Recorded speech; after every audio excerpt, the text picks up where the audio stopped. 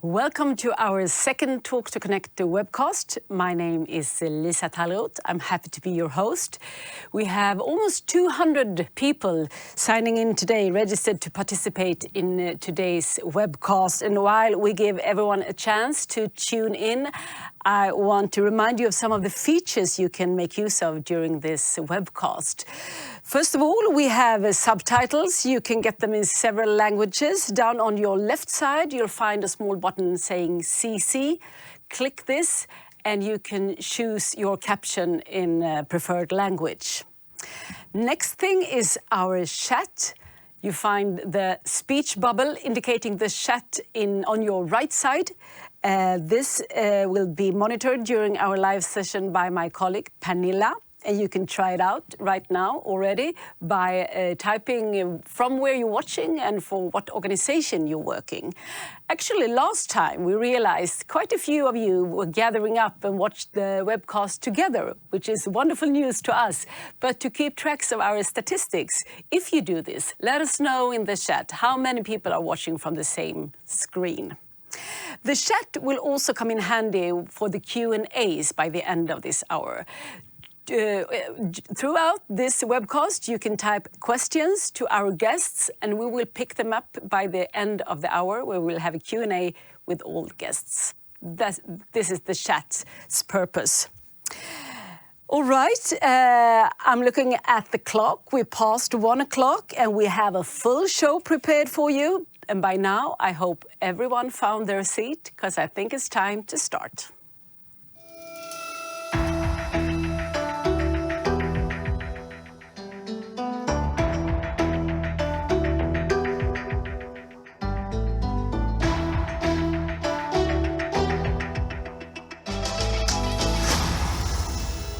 Once again, welcome to the second Talk2Connect webcast. We have an interesting hour prepared for you on today's topic, which is the best interest of unaccompanied child upon return and reintegration. My name is Lisa Tallroth, and together with me here in the studio in Stockholm, Sweden, Kjell-Terje Torvik. Welcome. Thank you. Attentive viewers might remember you from the last webcast when you were here as a RRF representative, explaining a little bit about this project, Talk2Connect. Today, you are here as an expert on return and reintegration of unaccompanied minors, which happens to be your working field for almost 20 years. Tell us a little bit more about what you've been doing. It has mainly focused around counseling, and as a return counselor in Sweden, you also then get to accompany unaccompanied children back to their countries of origin and their families. Apart from that, it has been very much also focused on coordinating the different stakeholders on the local level, and also going on fact-finding missions, learning more about the different countries of origins, systems in place when it comes to child protection and such. So you're well prepared for today's webcast, and I'm so glad I have you by my side here. I'll talk more to you soon. You will help me set the scene for this topic. But first, let's take a look at today's agenda. When the Swedish municipality Strömsund found themselves accommodating over 100 unaccompanied children, they realized they needed a new child-centered practice.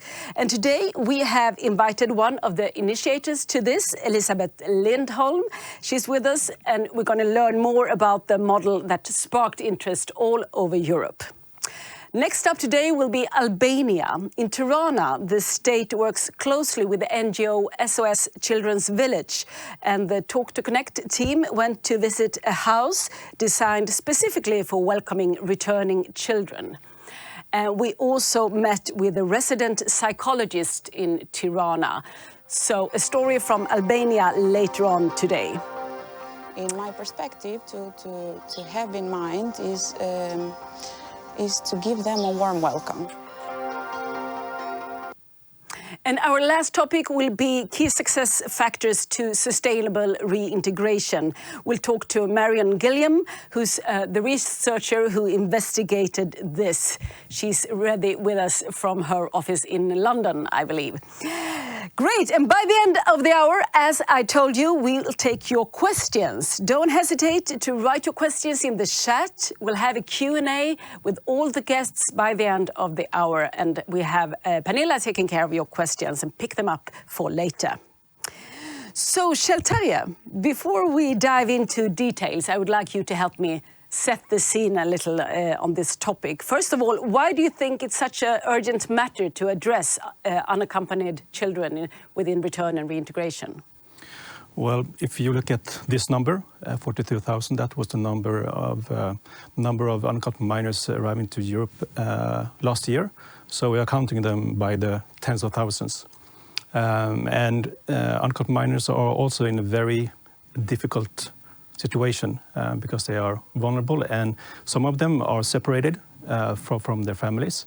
So the surroundings really need to consider that. And I think throughout today you will hear unaccompanied children, you will hear unaccompanied minor, youth even. UAM is the acronym. Do we mean the same thing across Europe with this? Yes, it's persons under the age of 18.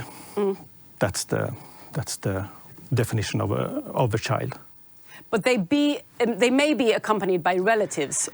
But yes, as long as it's not their parents. No, some of them come completely separated, alone. Some come with the relatives, grandmother, uncle, or so, but they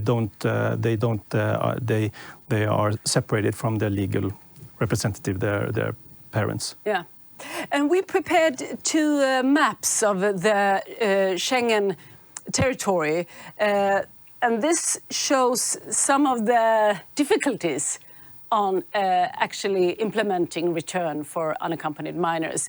So on the left here, tell us what are we looking at? Well, on the left, it's the map shows the different countries and how many unaccompanied minors was received by them, 2022. And on the right side here, the map shows how many returns were implemented in the last year. Yeah, so we can see, for example, that Germany, they receive quite many, and they also have returned. They are like in the top of returning, but otherwise it doesn't really match. There's a gap here. Yeah, and if you look at the statistics, the number is very much lower when it comes to return. And one explanation to that is that some countries do not implement return for unaccompanied minors. And for those countries that actually are doing it, the conditions for implementing a return is highly complex because there are a lot of special conditions that needs to be in place. But I should also say that we are now talking about both the situation where the state authorities actually issue a return order, but we're also talking about minors that actually states that I want to go home because this is not what I expected, I miss my family, and so on.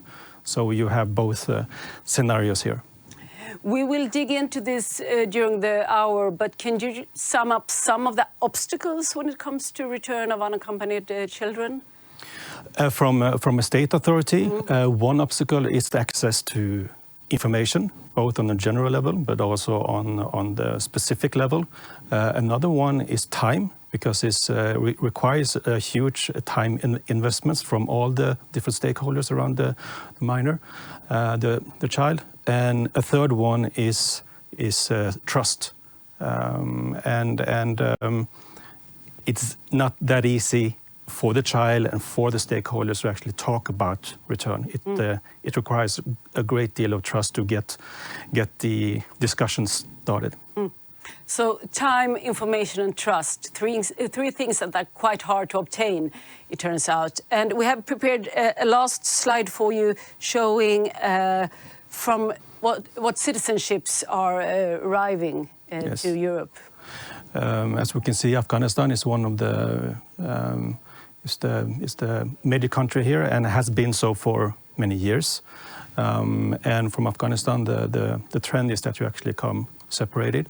If you look at Somalia, it's more common that the unaccompanied minors come within the family, but they don't have their parents with them. So we'll keep this in mind as we move on. Afghanistan was an urgent matter in Strömsund, or the unaccompanied minors coming from there. I'll talk more to you later. Thanks for now, Kjell-Terje. It's time for our next guest. In Strömsund, which is a small municipality in northern Sweden, you see it on the map here, the work with unaccompanied asylum-seeking children began already in 2010. And in the following years, Strömsund received over hundreds unaccompanied children, most of them coming from Afghanistan. At one point, they had over 120 children staying in the municipality housing. So then it became clear to the local authorities that, in general, they were lacking the necessary tools to handle the return situation. Hello, Elisabeth Lindholm, you're with us. Welcome to Talk2Connect. Thank you. You are one of the initiators to this study, which led up to a new setup for your municipality, a new setup on return counselling of unaccompanied children. We have given it the name the Strömsund model. And what is the core of this practice, this model? Well, we think that every child must be met with the correct information, empathy, competence and compassion. The focus of the project was not, or the model has not been the return itself, but that children need to get their rights cleared, and they need support, and they need working methods around these children.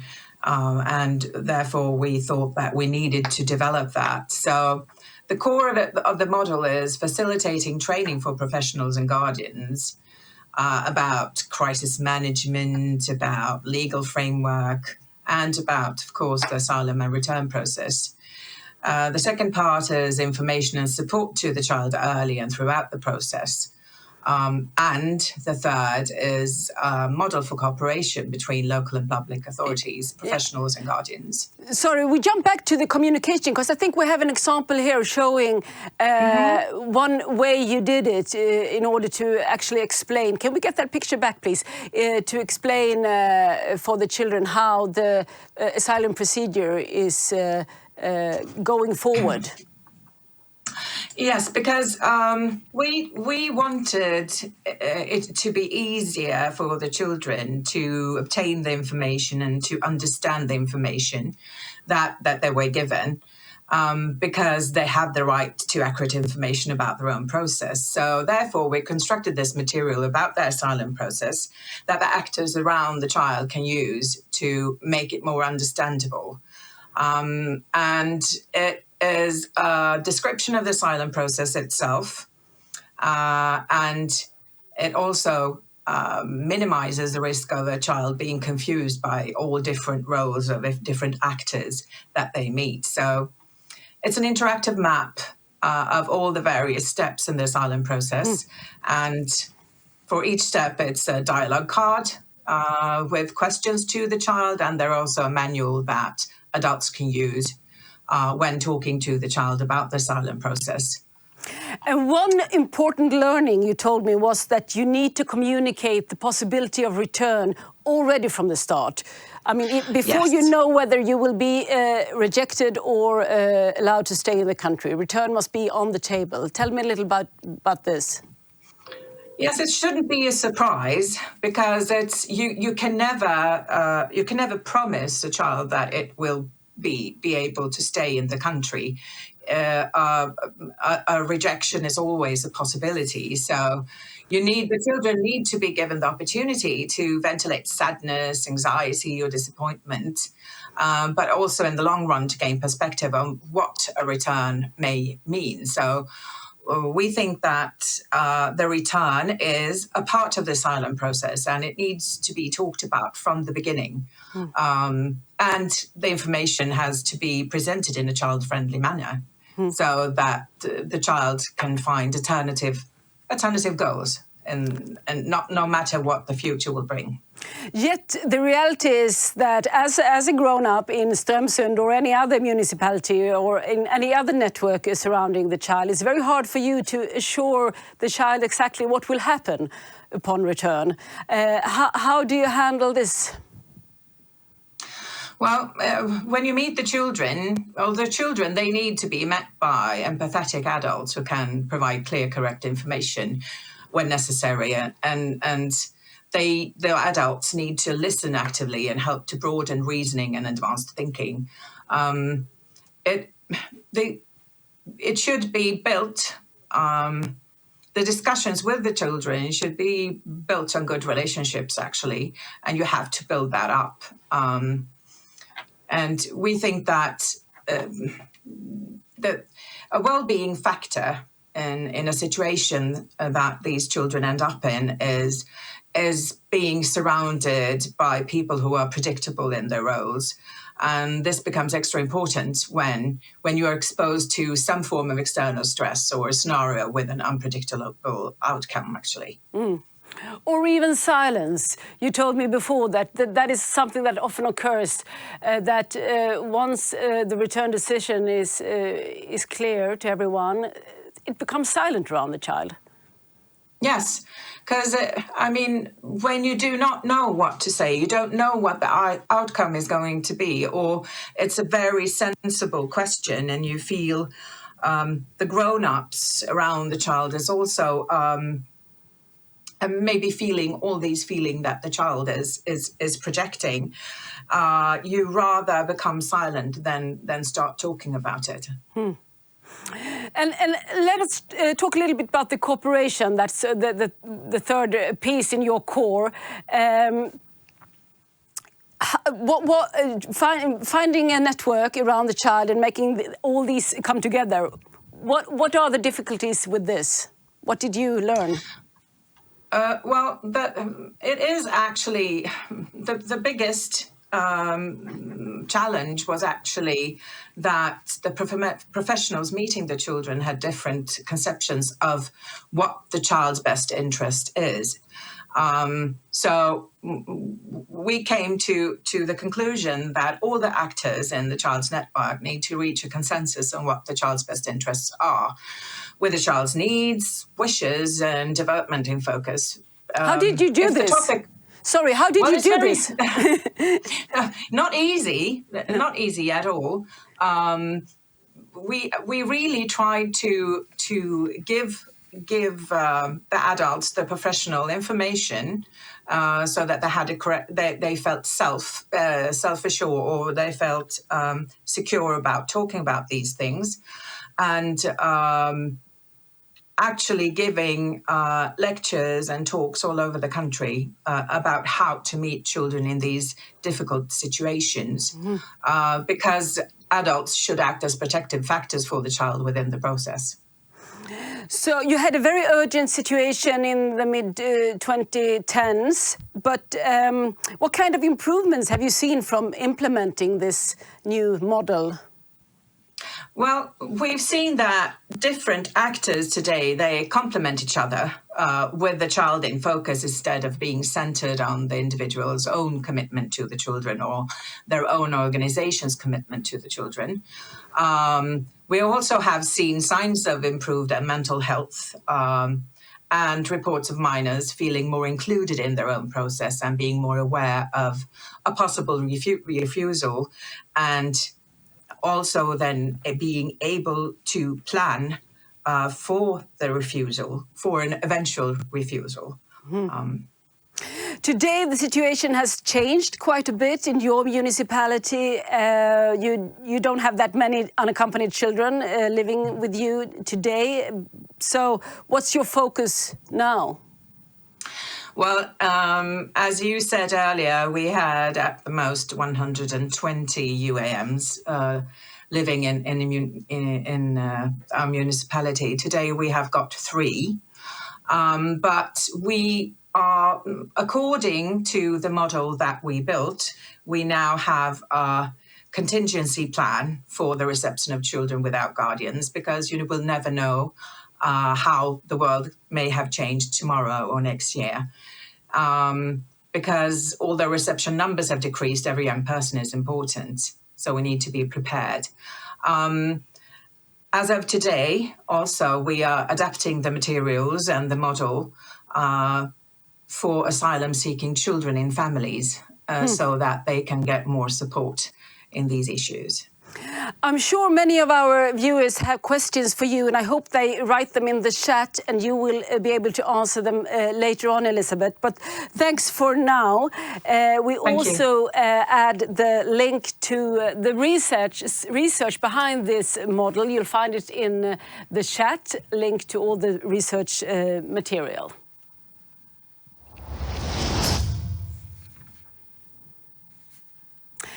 We're moving on to Albania. Albania is a country that struggles with the situation of many citizens leaving the country, including unaccompanied children.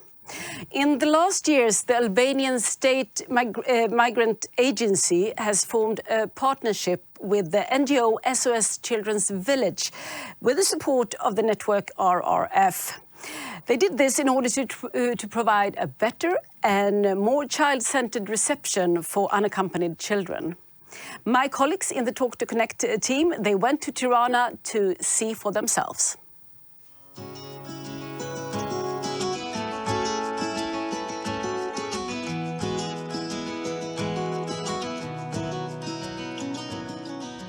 Hello, my name is Erisa. I work as project coordinator in this project for unaccompanied minors. It's a pleasure to have you here. As you can see, we have a green space that the unaccompanied minors can spend their free time. Let me show you inside the center.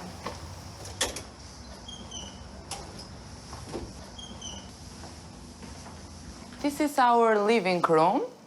As you can see, there are a lot of quotes, motivation quotes.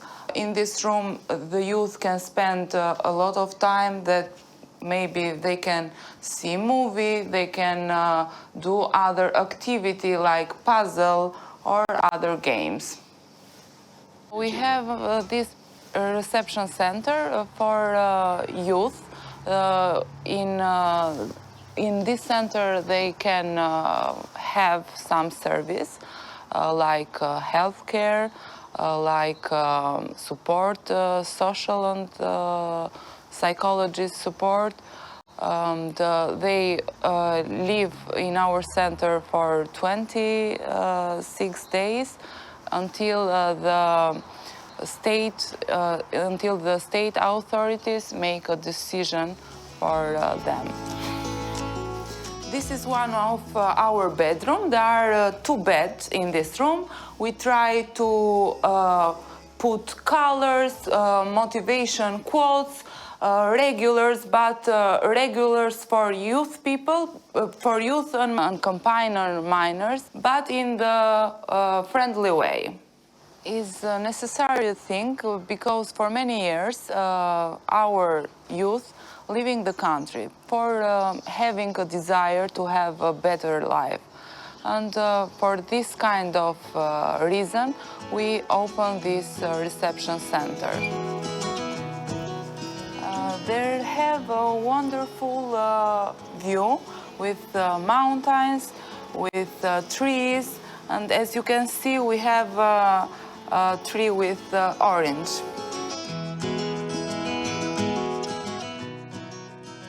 This is our field. We make in this field some outdoor activities, some sports like volleyball, like football, basketball. The first is we meet them in the airport. We have a reception airport service, and when they accommodate in our center, we try to understand their needs, and we have health service, we have psychology support for them, trying to make their accommodation in the center warm, friendly, until state authorities make a final decision for them.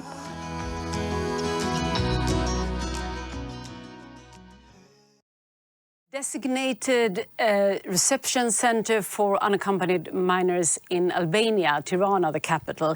Kjell Terje, you're back here by my side. What are your thoughts on this?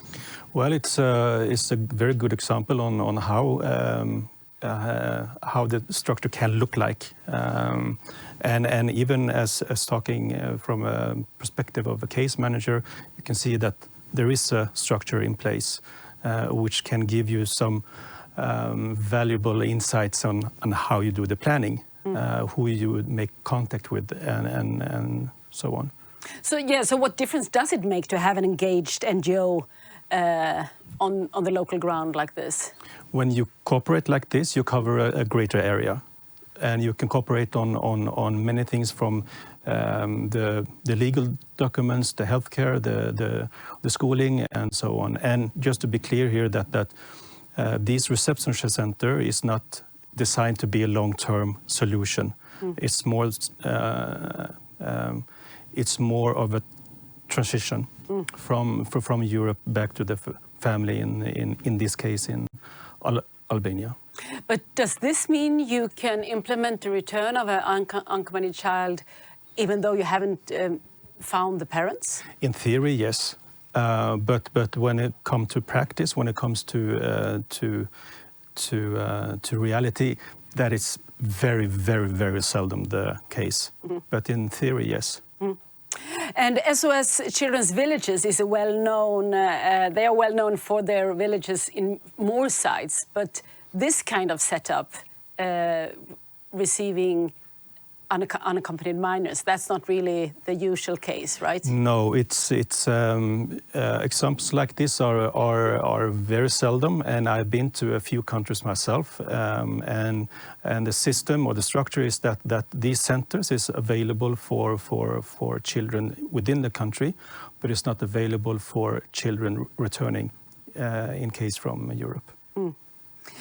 We'll return now to the SOS Children's Village house in Tirana, where my colleagues also got to talk to the resident psychologist.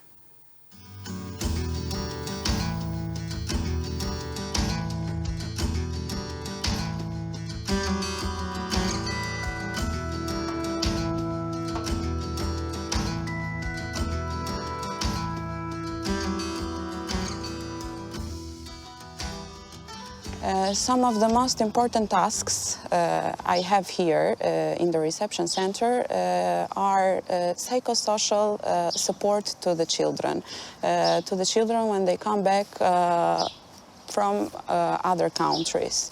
Another task I have here is a referral to other health professionists.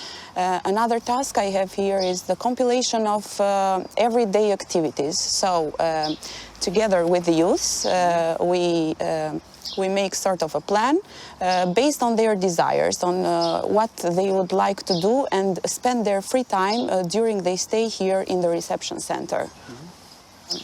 In my perspective, to have in mind is to give them a warm welcome. Most importantly, I am responsible to begin with for the airport reception. Me together with the project coordinator, we make sure to give them a warm welcome at the very beginning. At the very beginning, in the first moment during their arrival in the airport. Talking to them friendly, making sure that they feel safe, that they feel secured. And in my opinion, I think that their biggest trauma can be not a very friendly come back here again in their country, not a friendly repatriation process. Communication barriers that they put to us. That's very understandable because of, as I said, the not very friendly way they come here. So this is a big problem. By communication barriers, I mean that they do not talk with us easily. So they also don't give us the possibility to help them 100%. But what I do, what I would do when they would have these communication barriers, if they had them, would be give them their time. First days, let them rest, let them enjoy the building, let them enjoy the other activities. Then we can go straight to counseling, and we can go straight to therapy and helping them with all the psychosocial support they need. Some more specific needs later on, after they have seen the reception center, are the emotional support I try to give to them through recreational activities, through outdoor sport activities, through conversations we have, through evaluations I make for them. So my message to these counselors would be to treat the youth with dignity, to try to be more welcoming and more warm to them, to understand that even though that they are not talkative in the very first days, this is all a phase and it will pass. From the Children's Village, SOS Children's Village in Tirana, Albania. And Shelterje, this close connection and partnership between a designated NGO and a state, how common is that? According to the experience I have, it's not that common when it comes to receiving children from Europe. But when it comes to, in general, it's quite common. That government and the NGOs actually go together and working with the children in different situations. Because I imagine that is your first reach out if you are preparing the return for an unaccompanied child, to find a partnership, an organization in the country of return. Yeah. You always have a counterpart, and when you actually are going to implement the return, is that there is a protocol to follow. So you're always in contact with the state authority, but in most cases you need more than that. Because it's more than just travel documents and establishment of citizenship that needs to be in place, and institutions like the Ministry of Foreign Affairs and so on, they don't have the competence on dealing with evaluating and make a plan for how do you receive the child. And although we know that there are certain things that needs to be in place in order to go through with a return, we also know that assuring the best interest of the child, that's a different thing, and that is much harder to accomplish. And that leads... do you want to comment on that? You agree with me? Yes, I agree with you. Yeah, you do. Because that leads us to our next guest.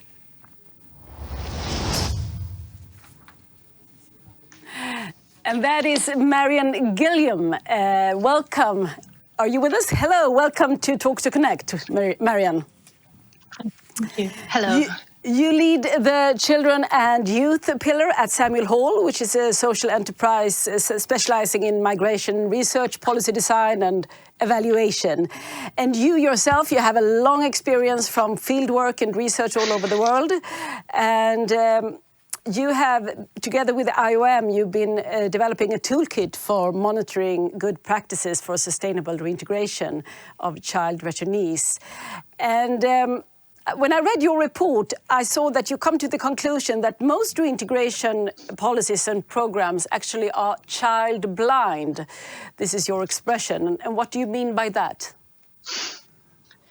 Yes, so policies which are child blind essentially don't specifically take into account the rights and needs of children explicitly. So even though children have, as evidence shows, differentiated needs and experiences and rights that are specifically accorded to them in the UNCRC. A lot of the policies kind of leave this to the side. What this means from a practical perspective is that they lack measures to understand, for example, what is in the child's best interest, or adapted indicators to measure a child's reintegration. So in an ideal world, you would want all of these policies to be, child-focused or even child-sensitive, rather.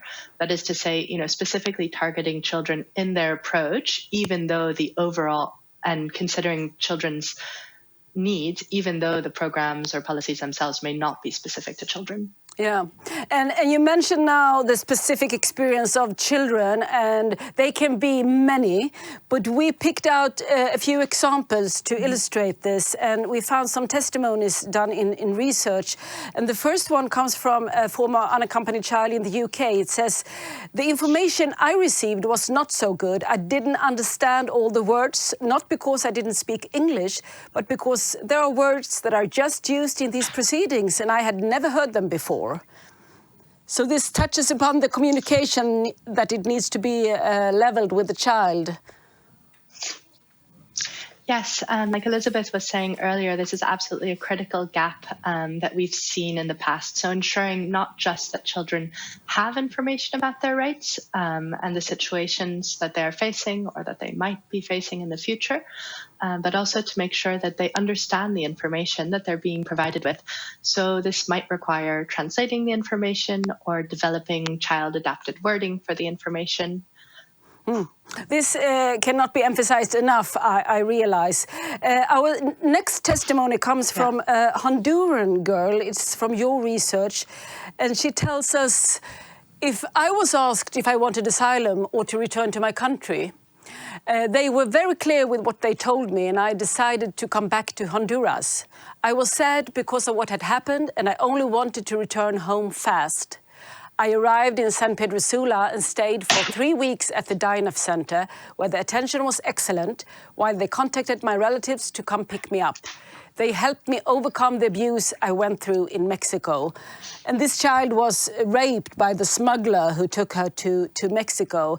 You picked this out as child-specific experience. Can you tell me a little about this?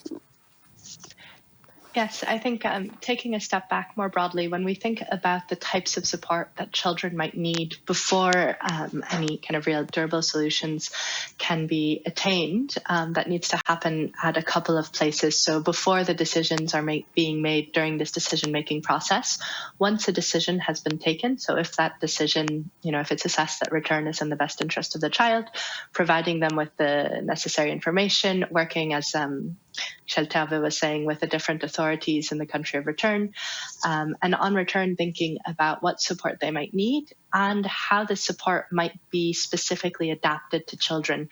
So here in this particular case, she'd received much needed psychosocial support on return that was designed for people of her age and receiving similar experiences. Tailoring the support, once again, for children. And your third example is from Ethiopia. We didn't really have a quote on that one, but tell us the story of this boy. Yes, in the context of the research we did for IOM, we spoke to several young teenagers, Ethiopians, who'd spent time in Djibouti working as street children there, trying to make money, and had returned to Ethiopia, where they were receiving support from an NGO working with them there. And I think what struck me there is one of the boys who was also telling this story of how he returned and his parents were gone. And he heard from a neighbor that they'd maybe gotten divorced. But so this young boy who'd, traveled abroad, been through very difficult situations there, is now coming back to a context where if he wants to reintegrate, there needs to be support, even more so than for your average child, because they don't have that familial network. They don't have the support of, people who might be very close to them, happy to have them come back, although that's not necessarily the case. So these are only 3 examples, and there are, of course, many, many more individual cases for children. Yet, in your research, you have detected some key success factors for reintegration of children. And, which are these? I'd like you to...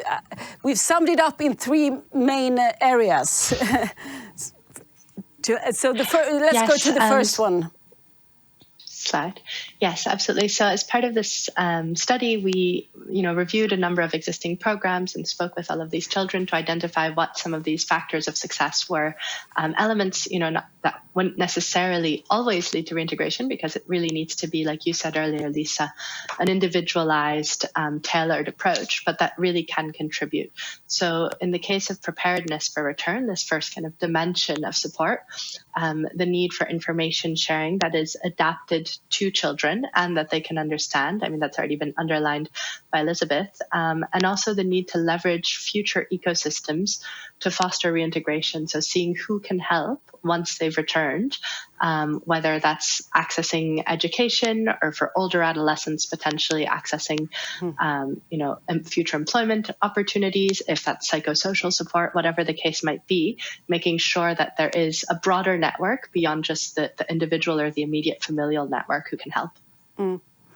And the second realm of key success factors, we're moving on, yes? Yes. So there we also saw multidimensional interventions are critical. So really, support which is really going to help these young children needs to be holistic. So tackling a range of issues, not just saying, oh, we'll solve this one problem, civil documentation. And if they have civil documentation, that's everything they need.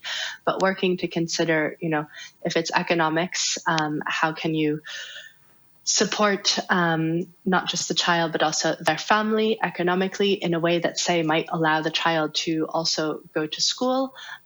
What tools can be used to ensure smoother transitions to economic activity, but within kind of a broader network. So how can we also make these practices flexible so that they can really cater to the situation being faced by the children? So these two areas are more within the reach for counsellors. Your third is, then we move up to an even higher level, structural level, but yet important. Yeah, so there what we really wanted to emphasize was the need for multi-leveled interventions and support. So if you think about a child's ecosystem with a child at the center of it, and then their family, the community, and the broader kind of institutional, organizational networks that are there, considering interventions at these different levels that can help. So, for example, providing the individual child with civil documentation, making sure they have that is absolutely critical. It often is needed, whether that's to access education or later to open bank accounts, access healthcare, etc. Thinking about also children as actors. So I think that's really important to emphasize as we speak about children, the importance of allowing their voices, their perspectives to come out, but also seeing how potentially they can support others. We saw, for example, a UNICEF program in Latin America called Return and Alegría, where actually they trained older children to work with younger children as means of psychosocial support and creating safe spaces where the children could speak about some of their experiences. We've also seen the importance of really building a community level social cohesion. And then finally, and I think Sheltave actually alluded to this earlier, cooperation, not relying on just one actor, one organization to be doing everything, but making sure that you're leveraging the whole potential network of supporting actors to help a child's reintegration. Yeah, the importance of building a network that mirrors what they came, the conclusion they came to in Strömsund as well. And so these are factors for succeeding with a sustainable reintegration, yet many case managers operate in a less than perfect circumstance, right? Structures aren't in place to this extent. How do you think a single counsellor or a case manager can benefit from these findings that you presented for us? I think, if I would highlight the importance of keeping in mind the individualized nature of each child's journey, the support that, making sure that we really have an approach that is tailored to understanding their experiences throughout the BIA processes, and also, once a decision has been made. The report itself also comes with a toolkit, which is more designed for the reintegration side of things. It includes both quantitative and qualitative tools that can be used to get information from children and monitor their reintegration. But I think even just looking at these tools can also be helpful because it highlights the dimensions of support that will need to be taken into account. So thinking about economic, social, and psychosocial reintegration. And it also helps to flag some of the risks that children will be facing on return. Thank you, Marianne. And stay tuned, because now we're going to take questions.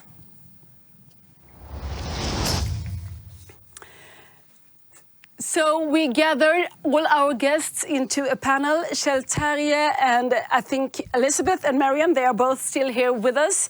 You'll see them in a minute, and you have the possibility to write questions to our guests in the chat. And I will...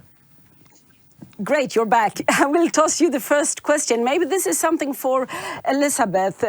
This is a case officer writing, saying that I often feel that both the legal guardian and the social welfare work against me, or rather against the final decision. And it's very hard to know the minor's own will. It can even be that the minor don't dare to tell the truth. How can I handle this as a counsellor? We, during the years we were working with all these issues, we came across exactly the same thing many, many times. And that we needed to gather all the stakeholders around one table and really, really talk about what is the best interest of the child. Often, for different stakeholders or different actors, they went from empathy to sympathy. They did not think in terms of what actually the child needed, what kind of support the child needed in that exact situation. They were not thinking about what kind of future that child could face when they return. Because we can't, as officials, official representatives of municipalities or whatever, we have to abide the law. And you have to know the law, and then you have to adjust your work so that the child could get the best possible situation, best in that context. So gather all the people, all the stakeholders around the table and try to discuss what actually is the best interest of the child in this situation. And everyone needs to know their part in this. You want to fill in there, Terje? Yeah, this has been.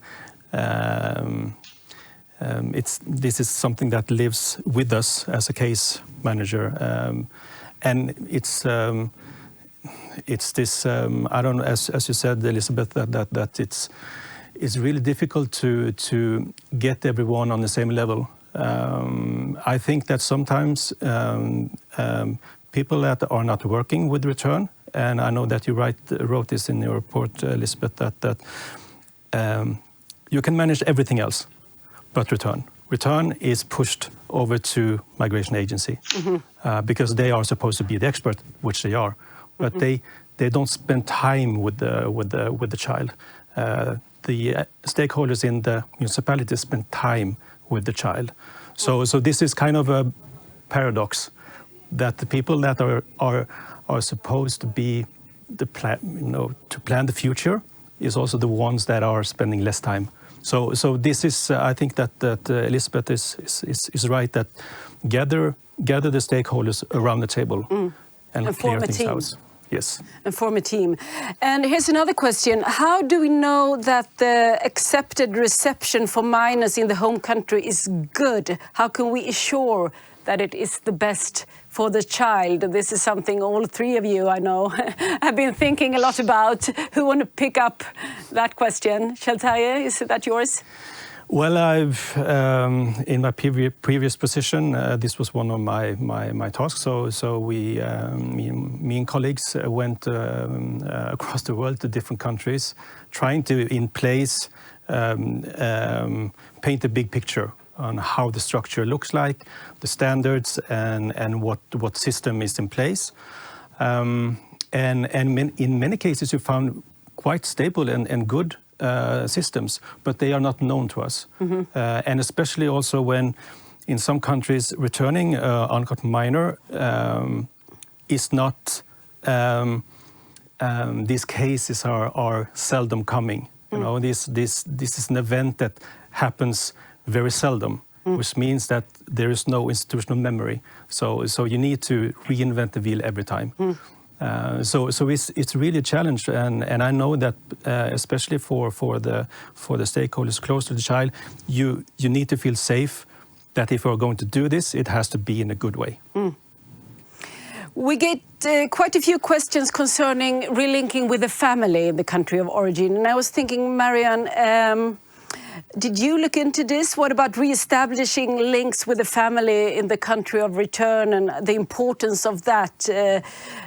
Have you found there to be any good processes in identifying or re-establishing links with family?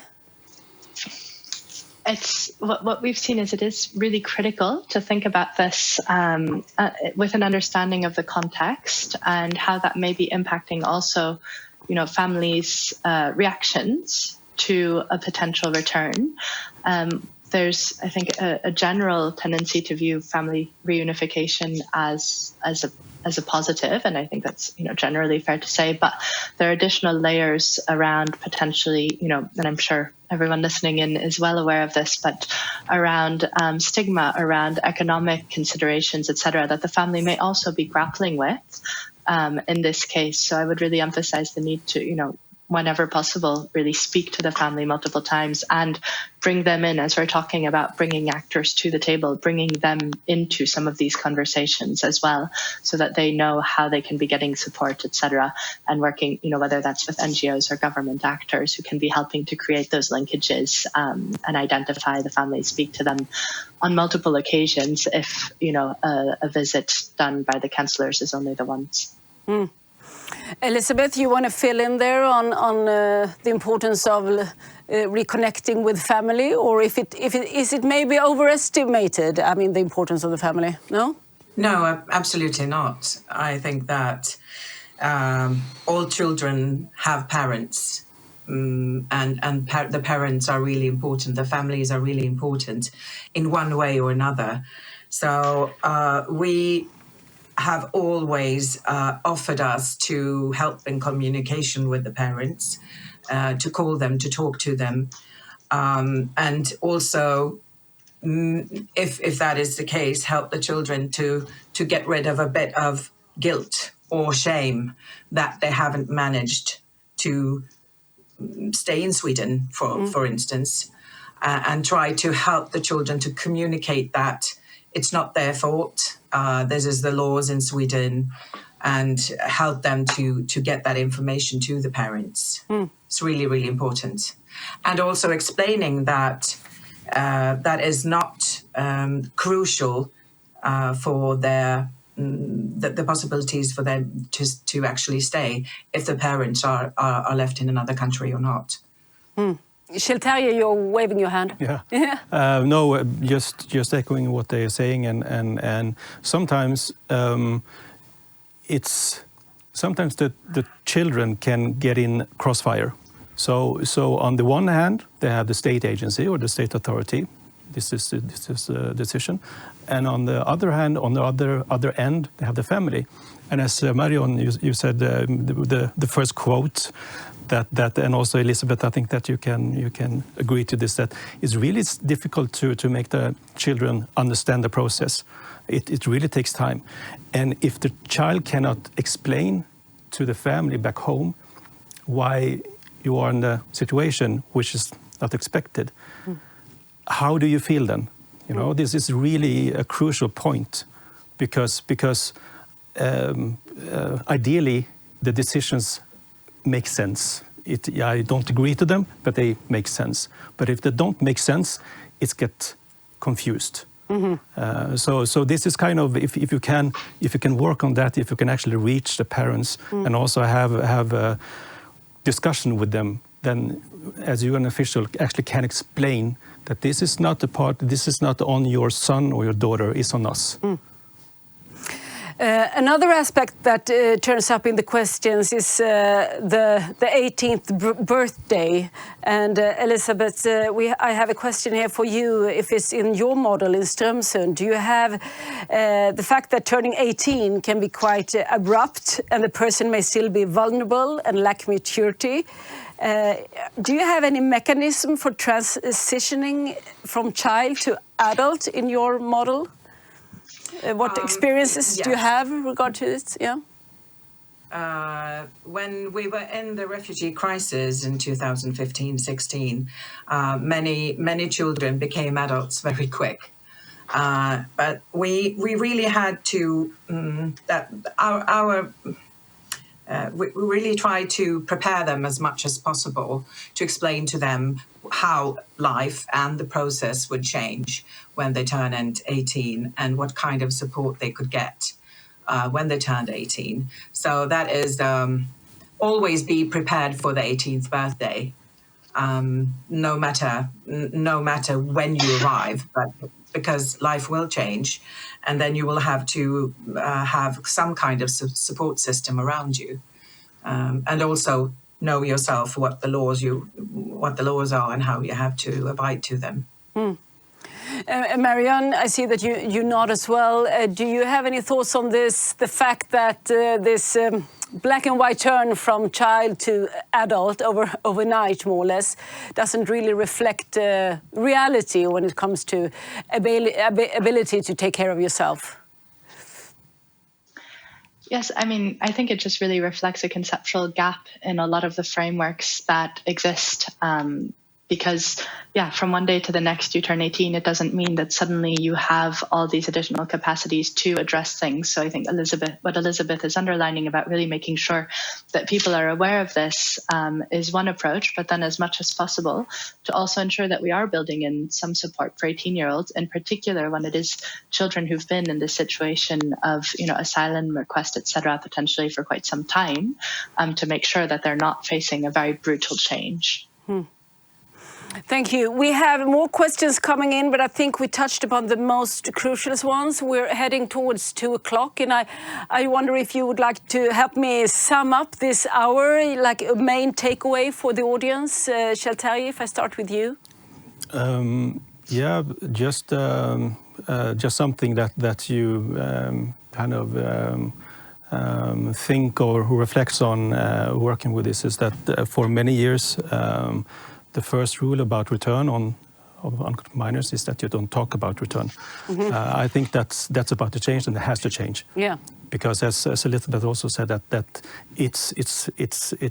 it might happen, and preparedness is one of the key factors here. So yeah. Bring return up on the table already from the start. Marianne, you want to send us off with the takeaway?